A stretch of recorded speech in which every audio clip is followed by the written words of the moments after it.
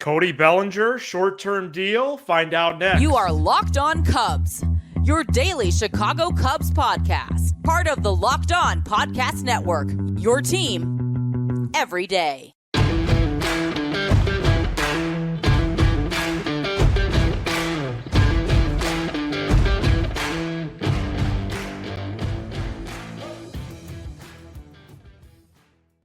You are Locked On Cubs, part of the Locked On Podcast Network, your team every day. Alongside Sam Olber, I'm Matt Cozy. Sam and I are lifelong fans taking our passion into a discussion with you on all things Cubs. Thank you for being part of the show and making Locked On Cubs your first listen today. And the best way you can help us grow the show is to listen every day. Like the video and comment anything below. Today's Thursday episode is presented by Game Time. Download the Game Time app, create an account, and use code Locked On for $20 off your first purchase.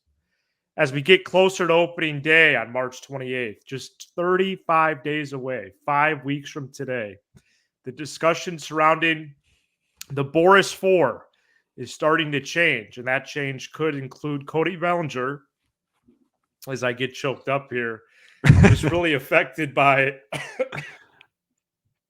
I must be affected by the Illinois loss as well. Well, yeah. Well, while you're gathering yourself, I just want to apologize to all our listeners if I come off just slightly more pessimistic than usual. I just watched one of the biggest college basketball collapses. Illinois was up about 8 with 35 seconds left and lost. And so their season now could be changed. But before you get into the Bellinger thing, too, I just want to give a quick shout out to everybody that joined us. It was a great live show.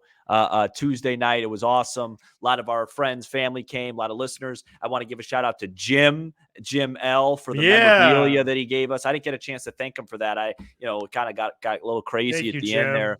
Thank you, Jim. One of our loyal listeners hooking us up with some memorabilia. I'd love to come check out what else you have. He gave us that open invitation. Really cool. Great show.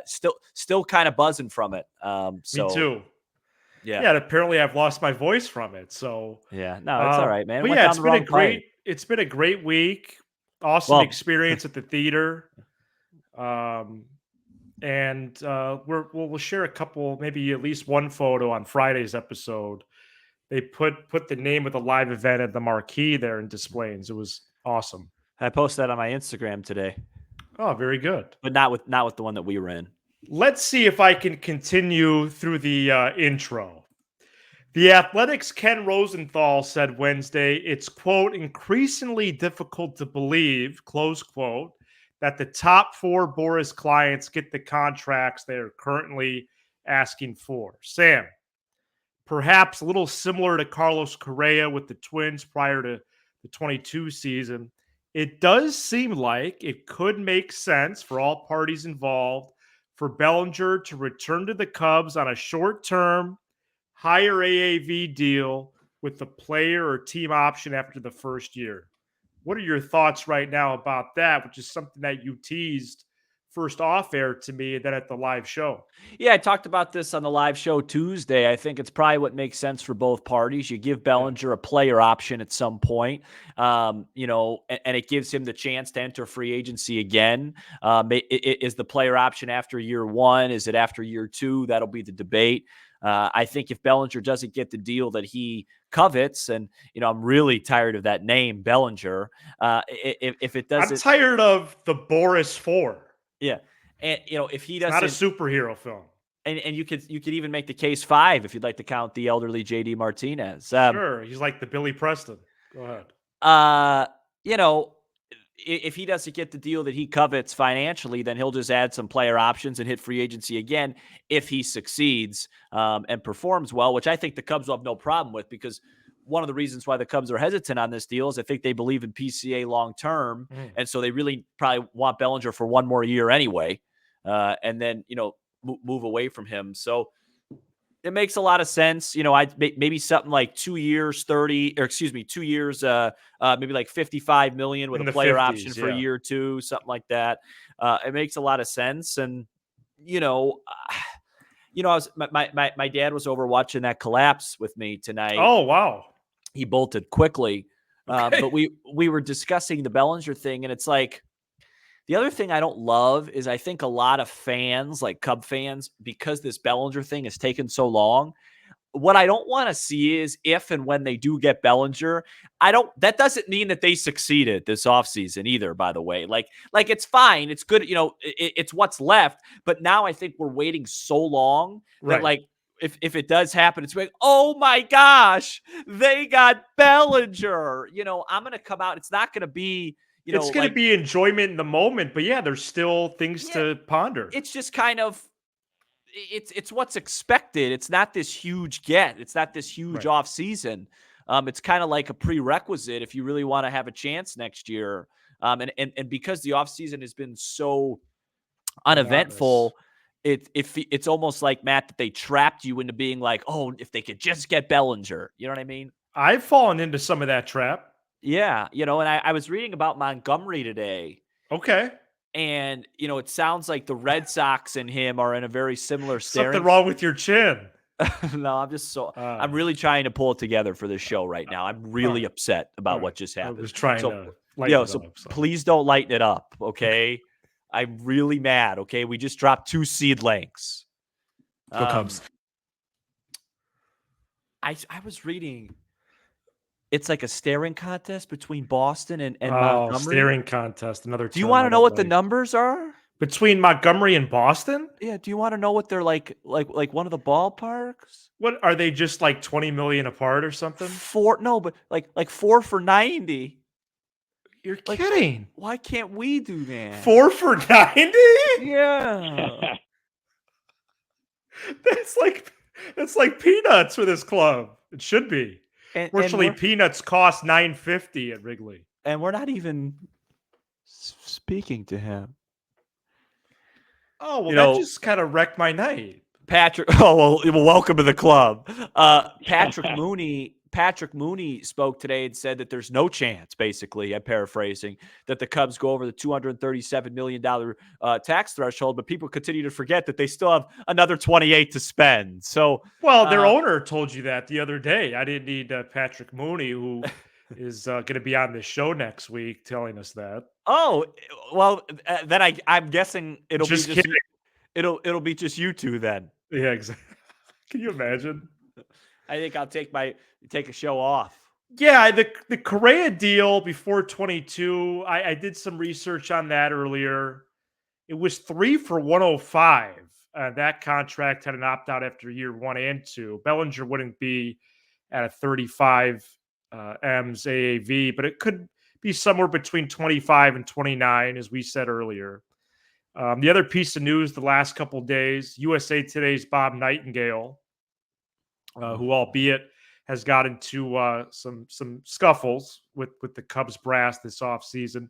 He did say that the Cubs are the only team seriously interested in signing Bellinger, which, thanks for the confirmation, Bob, number one. But number two, I think at the end of the day, that is the case.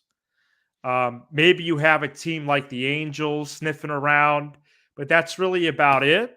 And the most notable part of that interview from Nightingale on Foul Territory was comping it to JD Martinez with the Red Sox a few years ago.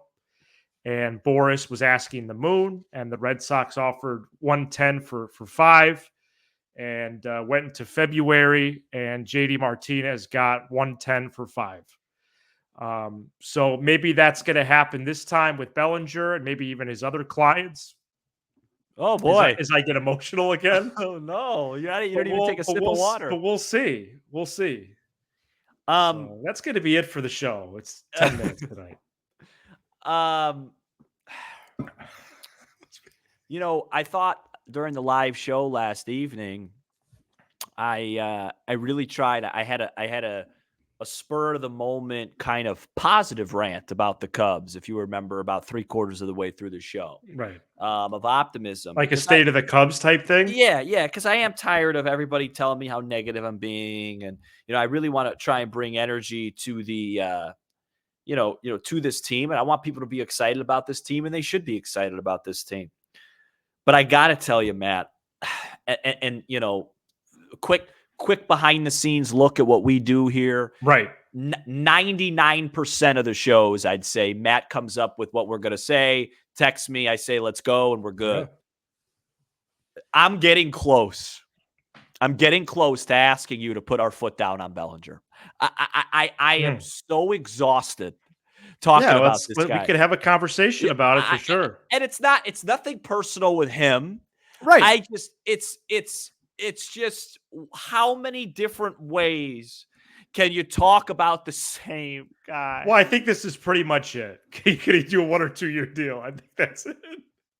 And the thing about it is, like, he's not even like a superstar. Yeah, we've told us that before. Yes. Like if this was 1958 and Willie Mays was Wilson. available, or something like that, I'd say, all right, let's get it going. I gave away our tickets today, by the way. That was to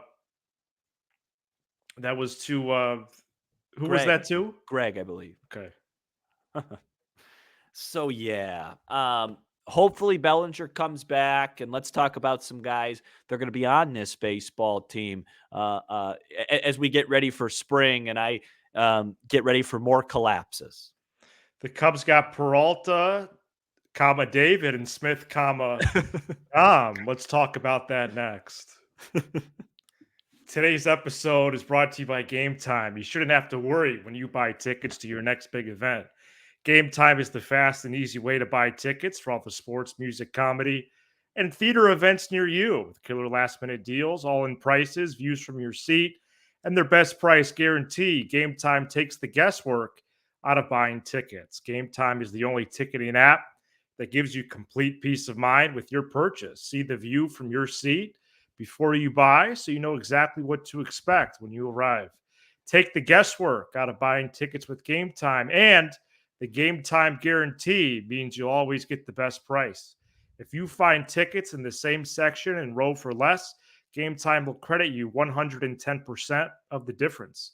Download the Game Time app, create an account, use code LOCKEDON for $20 off your first purchase. Terms apply. Again, create an account, redeem code LOCKEDON for $20 off. Download Game Time today. Last minute tickets, lowest price, guaranteed with Game Time. We're back here on Locked On Cubs. On Monday, during the live recording of this program at our subscription show, Unlocked, which the link to that is in this episode description and all our episode descriptions, the Cubs signed both David Peralta and Dom Smith to minor league deals with invites to spring training. No word on incentives for Peralta, but Smith could earn up to 3.5 M's in incentives, depending on what happens with him. Both dudes are left-handed bats. Both are bench candidates. Both would be DH rotation candidates if no other additions are made, in my opinion. We know Peralta can also play the corner outfield. Smith played well defensively at first base last year for the Nationals. And this was a little puzzling, but I suppose the depth can't hurt.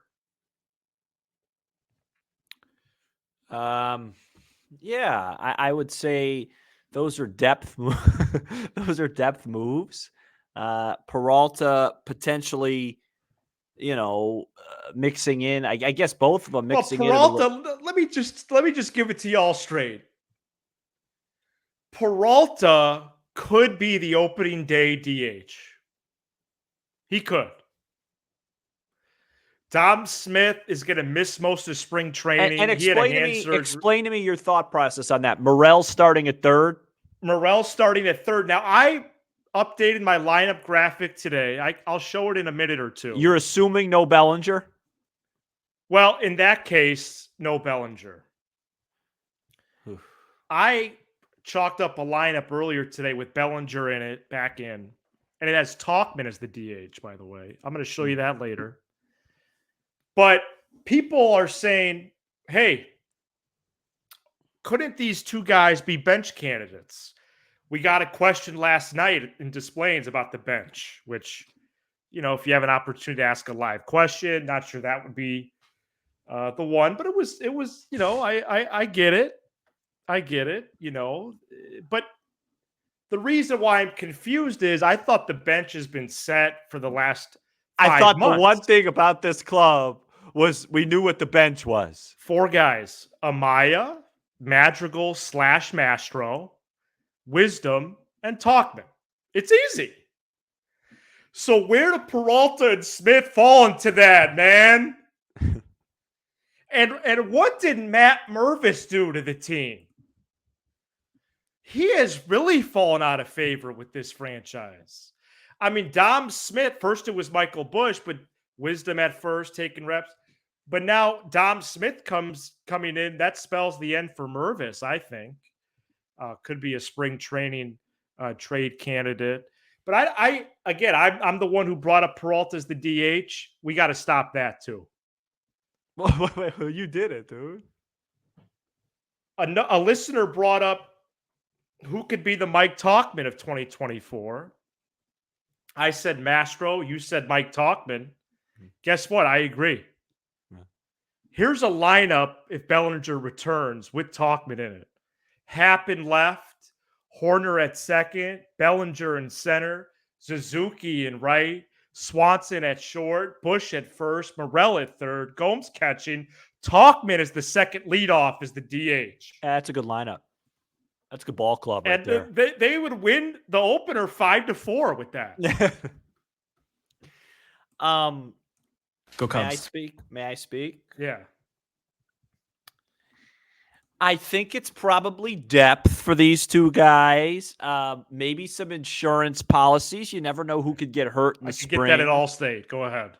Michael Bush isn't a definite thing. Sure. Again, these are guys, particularly Peralta, who did, in fairness, let's give David Peralta a little love here for a moment. I didn't realize that we were going to go to him. Now this is, I will say, this is live on the air. I'm not positive on this, so I could prove my whole point wrong. But I'm pretty sure I know this because I watched a lot of deferred Dodgers baseball last year. Yeah, so last year, okay, forget everything I was going to say. I thought he hit righties really well. Gotcha. And he didn't. So I don't, I guess he won the Silver Slugger 6 years ago. Yeah, and 6 years ago I was living with my mother. So I would say it's depth. Again, these are floor raisers, but the Cubs have so many floor raisers. I want to raise the ceiling and the roof. We want to build out. Yeah, I build get up, it. Not out. Look, there's a lot of different permutations that this team could have to figure out how to be competitive. They got 80 different guys. You could see Wisdom against the first lefty, you will, I think, in Texas. And, Mastro, a friend of the shows, I'll be reaching out to him this March. Oh, yeah, we should. And all that stuff. But I need a little more, I want it could be Platoon City, especially if Bellinger isn't here. Well, I gotta say though, I am and I'm so upset right now, but I am really looking forward to Friday. Yeah, we're got a great Friday episode planned, Sam. Jordan Wicks on the mound for the boys in blue. We're gonna talk about Wicks as a possible breakout player this season. We're gonna better win that first starting game.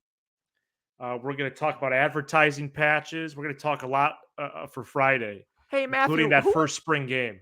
I'm blanking. Who is the guy that won, I think, your pitcher of the year in 22? Adrian Sampson. Yeah, that gave up all the homers in the spring. Hopefully you don't have one of those things again.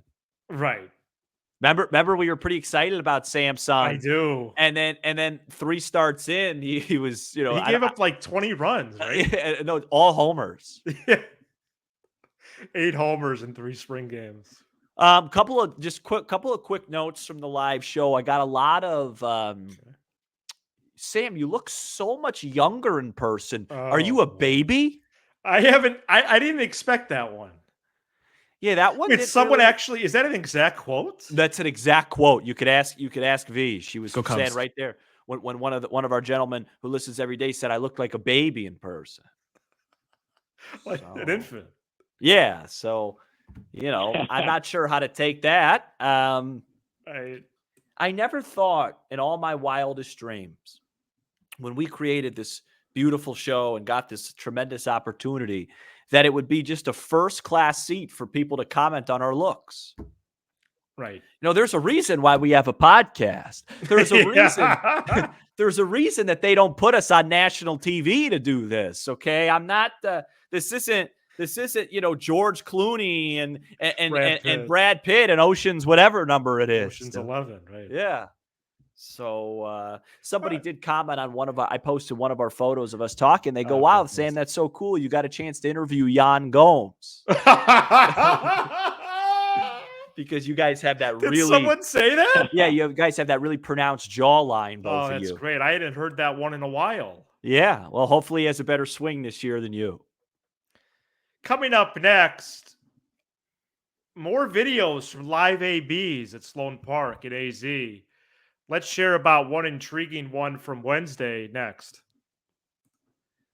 Today's episode is brought to you by FanDuel. Get buckets with your first bet on FanDuel, America's #1 sportsbook.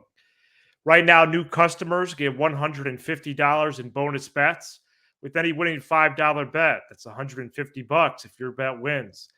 Bet on all your favorite NBA players and teams with quick bets, live same-game parlays, exclusive props, and more. The app is so easy to use. It's so interactive. It's so user-friendly. It looks clean. It looks good. And you can bet on all your sports over there right now. How about MLB futures? How about the NBA championship? There's so many options there right now with FanDuel. Visit FanDuel.com/LockedOn and shoot your shot. FanDuel, the official partner of the Locked On Podcast Network. We're back here on Locked On Cubs. Final segment here. More reports from live ABs in Arizona. The other day we talked about Jordan Wick striking out Miguel Amaya. And today, Sam, it was Shota Imanaga striking out Seiya Suzuki. Yeah, and Imanaga after had a funny line. He had told Seiya he was only going to throw fastballs. And then once Seiya got in the box, he said felt like he had to mix in a sweeper. It was actually a really good sequence, a 6-pitch sequence that I believe featured 1 or 2 sweepers. And I'll tell you, that fastball with Imanaga, it is very deceiving. You could see from the behind the plate camera, it might say 92, but it didn't register like that to me. It had a little carry. It had a little buzz on it. Suzuki was late on those fastballs. And then he got put away on a fastball belt high that he swung on and missed. So, wow, I didn't realize how much I missed your baseball analysis. Oh, you're saying he was actually late? Oh, he was way late. Now they always say pitchers are ahead of hitters in the spring, but he was way late on the fastball. Had a nice take on a 1-2 sweeper from Shota. But it was fun. This is phenomenal. No, it was fun to watch. And, I'm excited to watch Imanaga. It's pretty much it, in terms of the offseason stuff. Well, what about the 17 dudes for the 4 bullpen spots? Right. It's going to be, I'll tell you this. Right. Craig Counsell's going to be getting his money's worth, making his money. He's got a lot of decisions to make with this team. I mean, there are a lot of cooks in the kitchen, and it can't be overly crowded. There's a lot of candidates, we talked about on the live program about Smiley. I don't want to see Drew Smiley win the starter job, with all due respect to the veteran Drew. I think it's better for the team if he's in the bullpen. I'm rooting for Jordan Wicks. Yeah, me too. That's who I want to see. Yeah, Wicks or Assad, yeah. No, I'm rooting for Wicks. Gotcha. So, Wisniewski might show flashes of brilliance as well, like last year. Yeah. Well, that's the one thing. We can't really overreact to Wisniewski's spring because last year he looked like Tom Seaver in the spring. But there's evidence even for him. Like, if there's hard evidence of Smiley and Wisniewski in the pen, why not start them there and see what happens? Yeah, I think Wisniewski's a little more complicated because he's young. Okay. With Drew Smiley, I think it's a no-brainer. What's the upside? Right. There isn't much. I mean, he's in his mid-30s? Let him pitch out of the pen, and if there's an emergency or a couple of rainouts or injuries, you'll be our third call, Drew. We'll be back on Friday previewing that first spring training game against the Pale Hose, as Sam would say. one of the teams that doesn't quite have an identity. I believe it's the A's, the Rockies, the White Sox, and the Nationals. Yeah. And it's going to be Jordan Wicks. We'll talk about him. We'll talk about the Cubs possibly adding a patch on the side of their uniforms. And we'll also do best and worst of the week. Thank you so much for checking out this edition of Locked On Cubs. You give us 20 to 30 minutes, and we'll give you all things Cubs with a laugh or two along the way.